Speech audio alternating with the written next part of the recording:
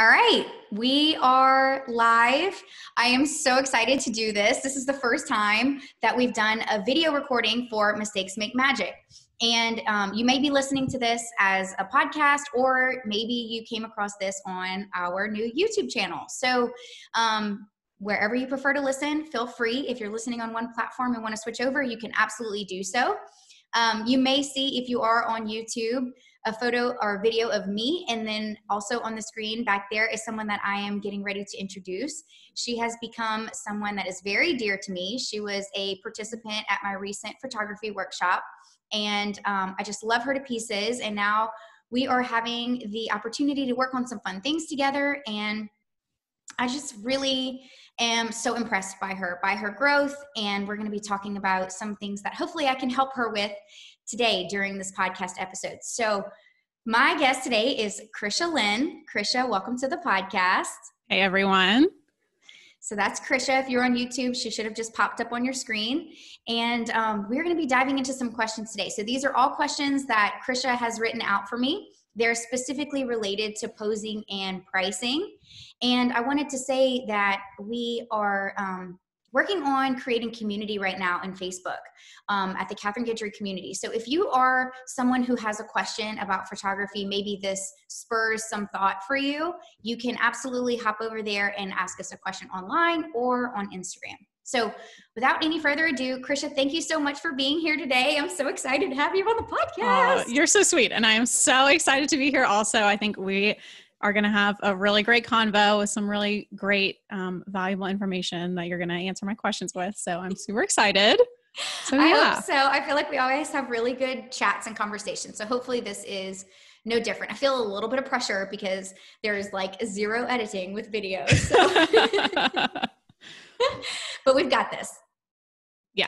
Okay. So let me just dive right into my posing question.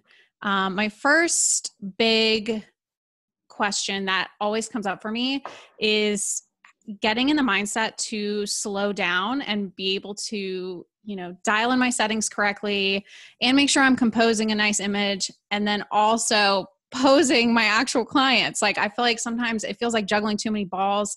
And I was wondering what your strategies are when you're at a session for making sure that you're paying attention to all those different balls that you have in the air and making sure that you hit everything correctly that you need to hit, especially with posing, because I feel like that's the first thing to suffer, because I start thinking, too much, and I'm like, oh my gosh, should I set my ISO right?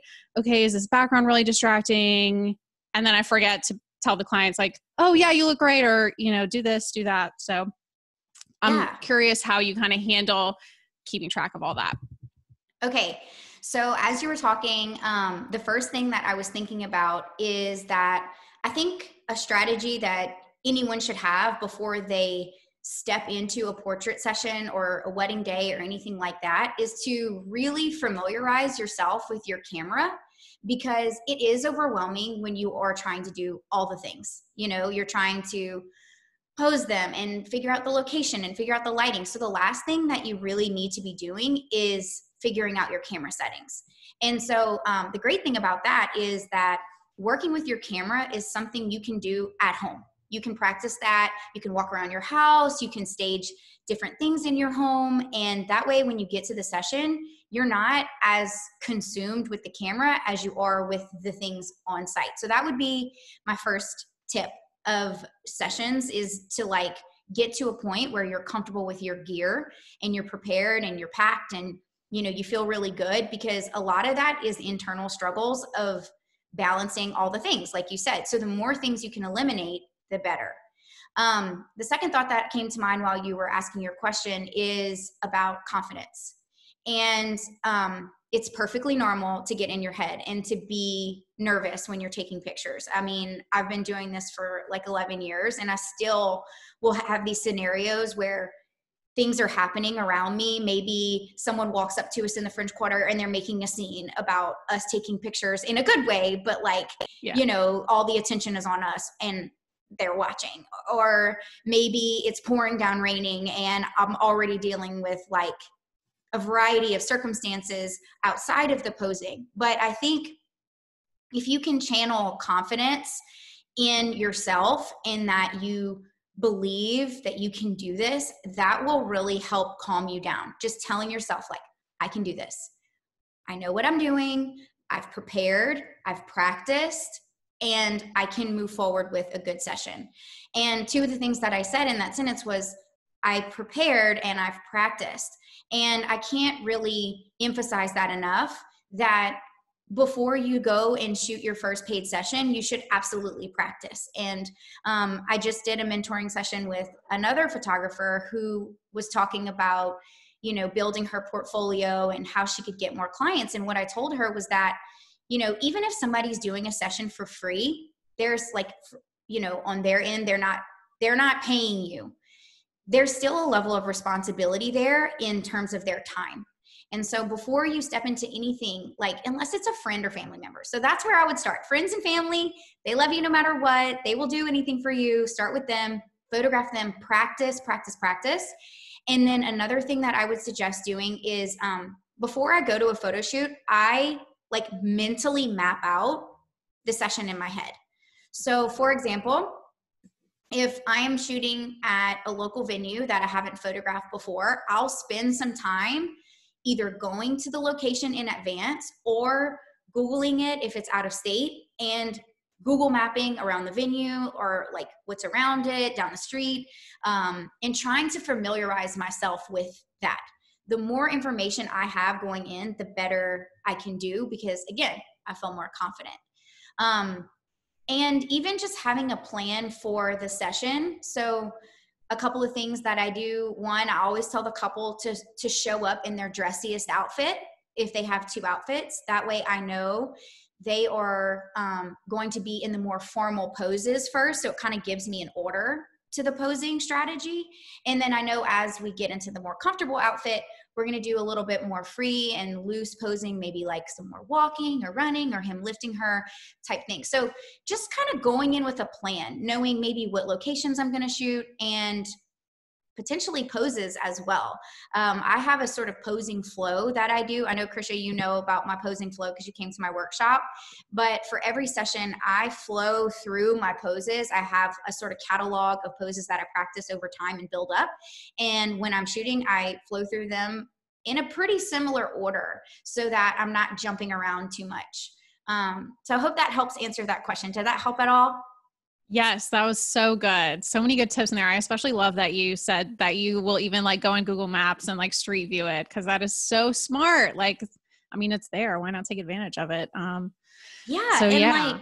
And even we went to New York recently for some sessions, and I had never photographed at any of the sessions before that I was photographing in. Central Park, the Brooklyn Bridge, and Tribeca, which is just like a neighborhood of the city. And so I got on Instagram and I searched the hashtag, and I kind of got a feel for like the area and what people were doing, what I liked, what I didn't like. Like I remember on the Brooklyn Bridge, there's a really big white stripe down the middle of the Brooklyn Bridge. And so I had to figure out mentally for myself going in like, okay, are they going to straddle the line? Are they going to be symmetrical? Am I going to have them, you know, on one side versus the other? And that sort of planning just gives me confidence because like you said, there's so many unknown factors whenever you get there. Like I didn't expect there was going to be a woman there who was literally, like, speaking of the white line, she had a camera like planted on the white line, and I had to figure out how to like navigate around that. So it's like you already have things that you know are going to come up, but there's so many unexpected that happen while you're there.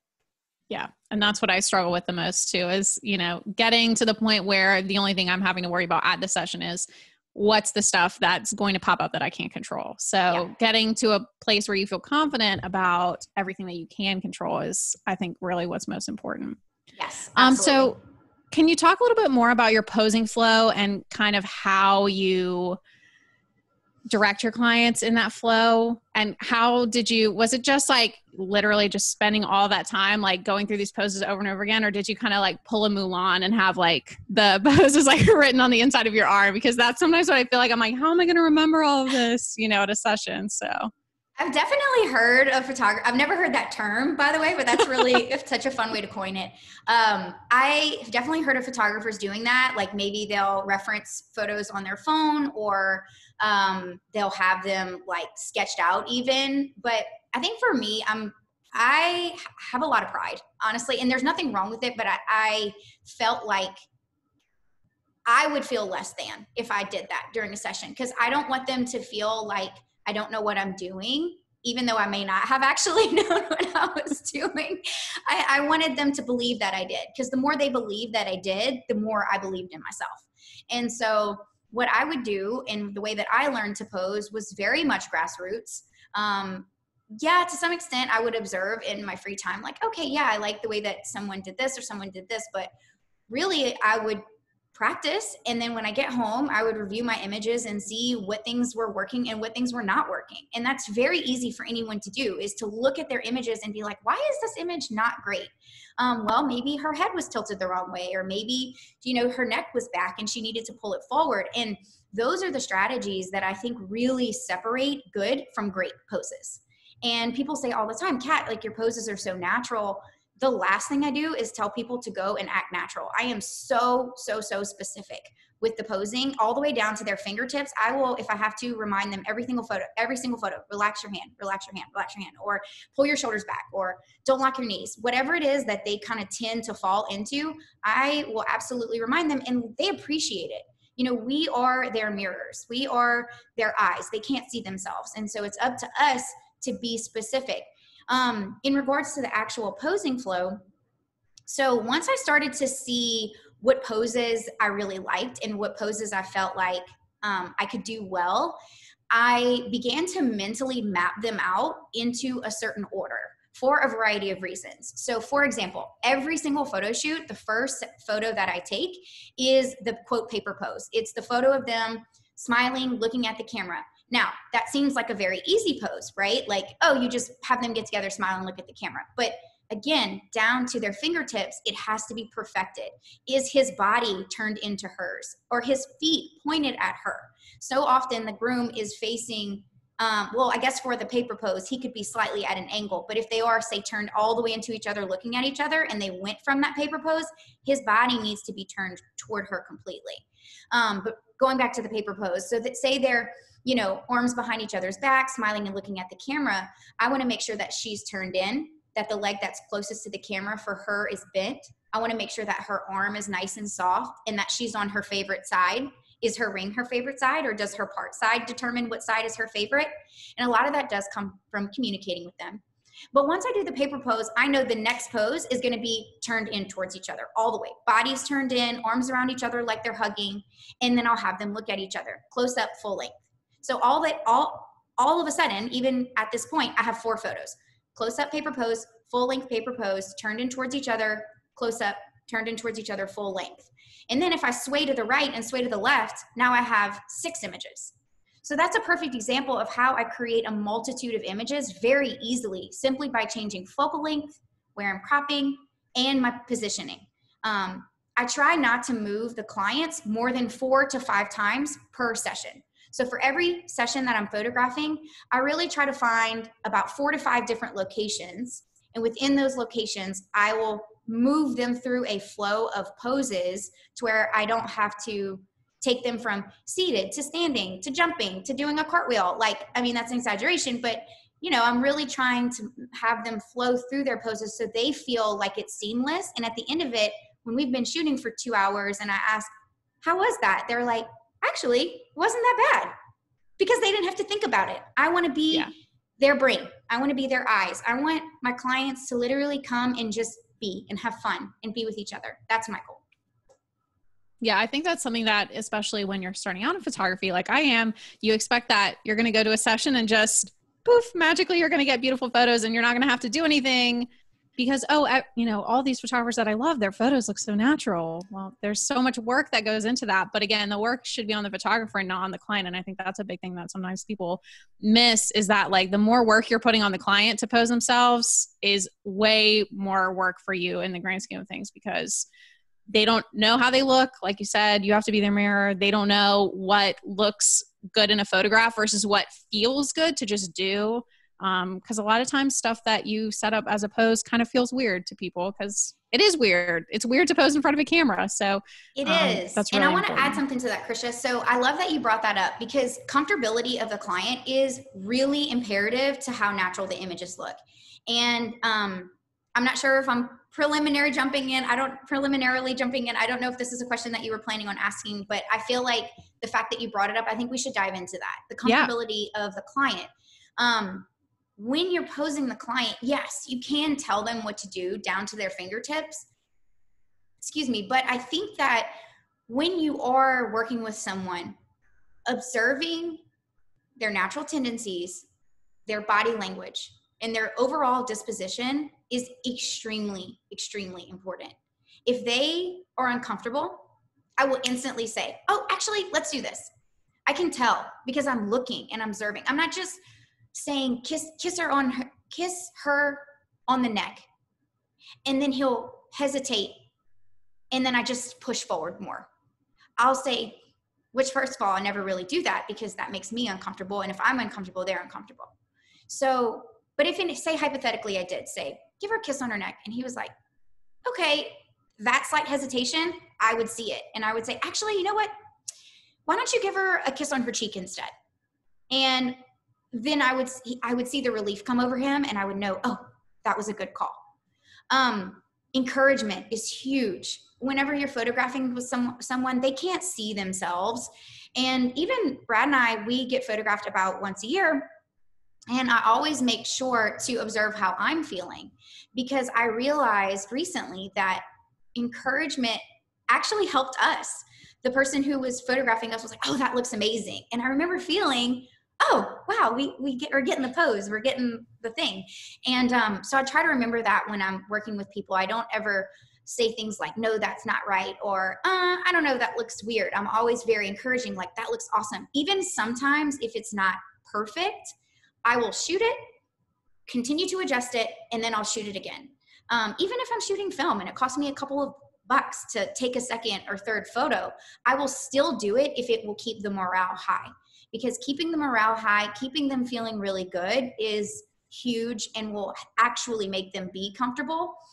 One thing I always tell them too, whenever I'm posing them is, hey, if something feels uncomfortable, it probably looks uncomfortable. So if something that I'm saying could be slightly adjusted to you to make you feel more comfortable, feel free to do that. If something I know feels uncomfortable, or maybe I'm, observing that they are uncomfortable, I will take it and then I'll go show them the photo. Some photographers are like, no, you would show them the photo, the unedited image.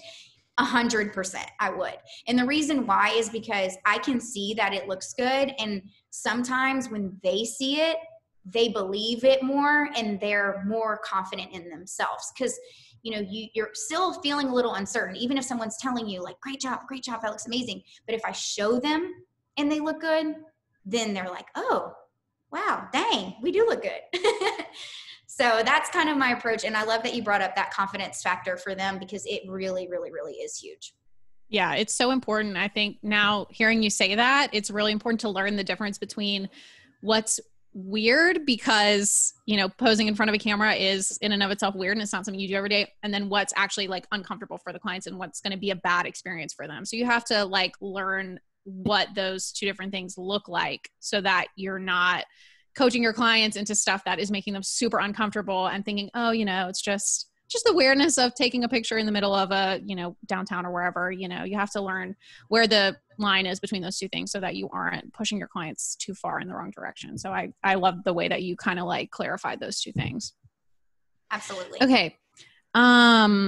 One thing that I really struggle with is when you don't have two people to pose off of one another and you are only photographing one person. Like if you're photographing bridal portraits, or seniors or even headshots, all those things, I don't know. I just make stuff up as I go. I feel like I'm grasping at straws all the time because when you only have one person, I feel like suddenly you're like, oh God, what am I supposed to do now? Like, yeah, there's nothing else to do here. Yeah, I love that question. So I would say situations where I photographed people recently by themselves would definitely be headshots and bridal sessions. So I'm going to kind of speak to those two, just like you mentioned in your question. For a bridal session, I would say that I am re-referencing poses that I know work, just like for an engagement session. And I'm also kind of getting a feel for who they are. So if it's a very traditional bride, I'm going to do more traditional poses, bouquet in hand, at the waist, slightly turned toward me, looking at the camera, maybe holding the bouquet, both hands in front, looking down, that type of image. If it's a bride that's maybe a little bit more bohemian, then maybe her shoes are come off for some of the photos and she's just holding her shoes and she's walking through, walking across the wooden bridge or walking through the grass.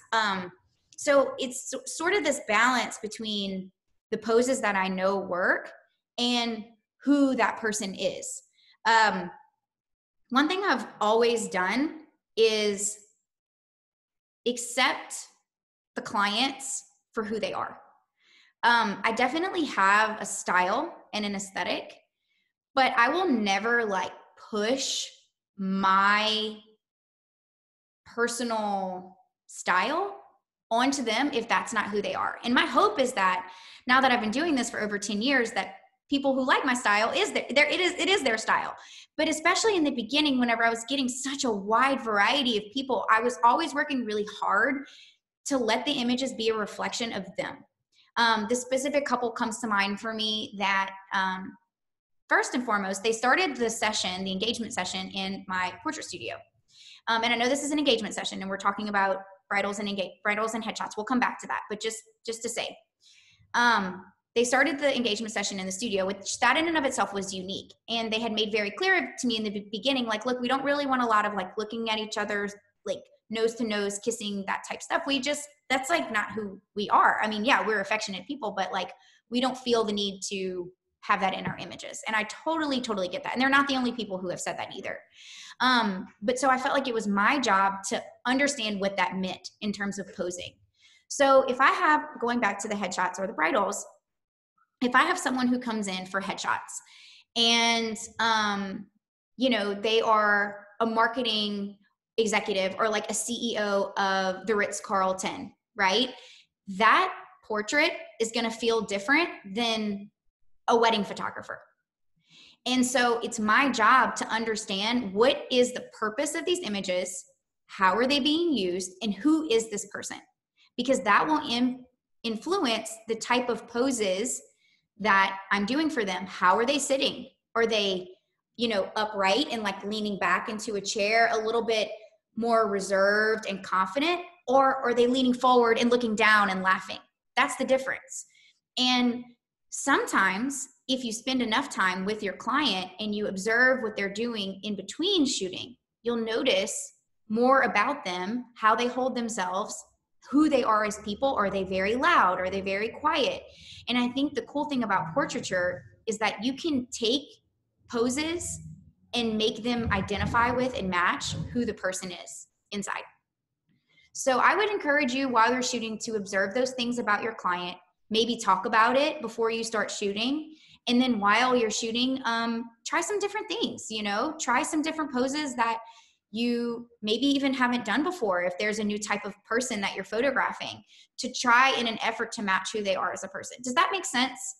Yeah, that makes so much sense. And I love how you tied it back to making the pictures come out as a reflection of the client and, coming back to, it's not all about you as a photographer. And I think sometimes like the popular wisdom is, you're the photographer, it's your artistic vision, you're in charge. But I feel like really that's not nuanced enough to really capture that at the end of the day, like you're doing this for your clients. So what's really most important is, how does your client feel? Are they looking at these images and thinking, oh my gosh, these are perfect. This is great. Or are they looking at them and remembering how uncomfortable they felt, how they felt forced, how they felt like out of character, and so being able to avoid that kind of feeling is, I feel like, what makes or breaks a good client experience. And that's a huge part of it. Yeah. I feel like that's great. To that, Krisha, I think it's not only the client experience, but I think it's also how much they will or will not like the image. Because, even when we were being photographed recently, he asked us to lay down on the sofa together. And instantly when he asked me, I felt uncertain about it. And instead of just doing it, I actually did say, that's really not us. Like, maybe we'll just sit on the side if that's okay, like in the corner. And I will have some clients that do speak up, but I think that's why I'm emphasizing so much being receptive and empathetic to them, because if we would have taken that photo, if we would have actually, laid on the sofa together, we probably wouldn't have ever printed that photo or liked it. And I also probably wouldn't have liked it if he did share it in an online capacity. Really quick, I don't know if can you hear this band? Oh, yeah. Okay.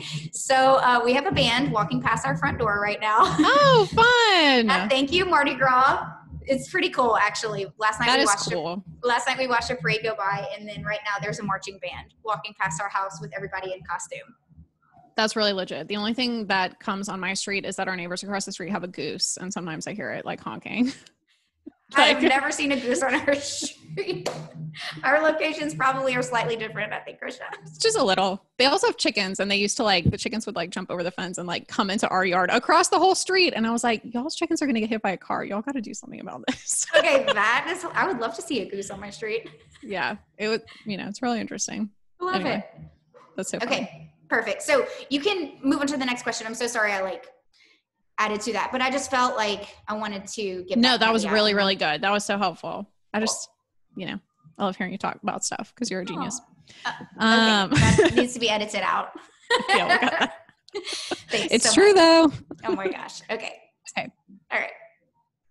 So what are some of your tricks for posing clients of different body types and kind of just making sure that you're flattering your clients and taking into account, like we were talking about, the things that matter to them and their preferences, especially because I feel like there are some small tricks that people don't always think about. And I'd be curious, I know the only real trick I know is to have them kind of push their forehead out so that they get more definition of the face from the neck. But I was curious if you have any other little tricks like that, or just small things that you do to help adjust your poses so that they can be more flattering and so that the client, feels more comfortable in them. Absolutely. I think that it was you and I talking recently about just understanding what the client wants. Some people, you may think that they're self-conscious about something, but maybe they aren't, or maybe they are and you don't think that they should be. That could go a variety of different ways. And so one thing that I always do at the start of a session is I'll ask them, hey, is there anything that you're self-conscious about that you want me to sort of focus on during the portrait session, like a favorite side, or maybe there's a body movement or a body part or something that maybe if a woman is self-conscious about her arms, for instance, that's one I hear a lot. Then I want to know that on the front end so that I am being cognizant of that. So that, for example, their arms, right? If they're subconscious about their arms looking big, which, like I said, I hear that a lot. If they're wearing a veil, I'll put the veil over their arm for starters. And most importantly, anytime their arm is down, which is almost 100% of the time, I make sure that it's slightly bent enough to where I can see just a little bit of a triangle between their elbow and their waist.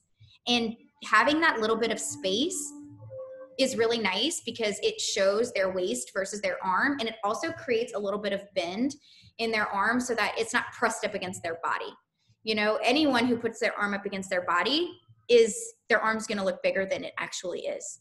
So that's an example of that. If a couple says, I really don't like a profile photo, then if I'm having them look at each other, maybe I'm just having them looking at each other while they're walking. So it's not a full-on profile shot, but rather just a slight turn as they're walking. Because this angle, for any of you guys who are looking on YouTube, is very different than this angle. And so I'll take that into consideration. Or maybe they're self-conscious about a bald spot. Well, I'm going to note that. I'm probably not going to want to take a ton of photos of them from the back. And if it's a couple with different height differences, or maybe someone's self-conscious about their weight, then seated. Okay, so let me clarify this. If it's a couple that's self-conscious about their weight, seated from above is a really good like go-to for them, because you can crop in really tight and it really emphasizes their eyes, their smiles. You can get their faces really close together. And so I really love that for them if that's something that they're feeling self-conscious about. If it's a couple that has a big height difference, maybe the guy is much taller than the girl, or if it's two guys or two girls, one's taller than the other, then I'll have them seated. And that way their heads can be closer together. Maybe one's on the other's lap, or it's on stairs where one can be seated higher than the other, if that makes sense. If it's where say the female is taller than the male and she's a little bit self-conscious about that, I'll even sometimes have her take her shoes off and like squat down for the close-up portraits. And then for the full length, of course, you'd see her shoes, or she could hold her shoes in her hand. So that's kind of, the band is still continuing. You're getting like a fun jam session out of this. Podcast. I know.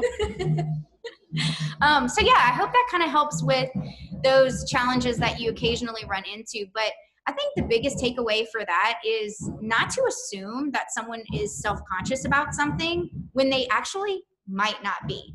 Like every bride who's taller than her groom is not necessarily like feeling some type of way about it. I mean, if I was taller than Brad, I would be like, heck yeah, I'm going to wear a 4-inch heel because girl, I'm going to work these legs, you know? So I just think like having that mindset around the start of the session and just really communicating with words about those feelings can be very helpful, even just to have the client feel like they're heard and understood, you know, before you even start. Yeah, I feel like that's so important, especially like with clients who might have a bigger body. Like, I don't want to assume that they're self-conscious about that, even though sometimes I feel like even as photographers, it's like the default is to be like, oh, let's make sure people look skinny. And people throw that around all the time. They're like, make me look skinny, make me look skinny. And sometimes, you know, that kind of like is a little, you know, uncomfortable to deal with, because you're like, well, now we're like getting into all this, you know, about body issues and stuff. And, you know, I don't want to decide for a client whether like how they're going to look, you know, I want to make them look the way that they want to look in the photos. And I feel like that's really important. Okay, awesome. Gosh, I feel like we've gotten so much good stuff already. Yeah. Do we want to talk about some of these pricing questions or more posing? We can really go however you want to go with it. I think you were keeping track of time. So where are we in regards to time at this point? It's been 30 minutes. Oh. So we're doing pretty good. Okay. Do you have other posing questions? I was kind of having fun with that, but if you don't. I know, yeah. What were your other questions around? The ones that I have on here are about how you like whether to do like one package or offering things a la carte. So kind of pricing type questions? Yeah. Okay. I think we kind of covered pretty much everything that I had under posing. Okay. Why don't we do this? Why don't we wrap this video? So it'll be like a part 1 for anyone who's just interested in posing. You can stop here. And I think 30 minutes is a great time frame for a podcast or video.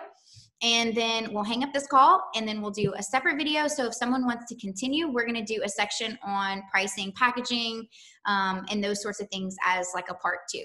How do you think about that, Krisha? I think that's great. I think that's super smart. Okay. All right. So I hope you guys are going to have a great rest of your day. If you're peeling off here, thank you so much for tuning in to listen to Krisha and I talk all about posing. And if you have any questions, feel free to reach out, like I said, on the Facebook community or on Instagram. And I also have a posing guide on my website.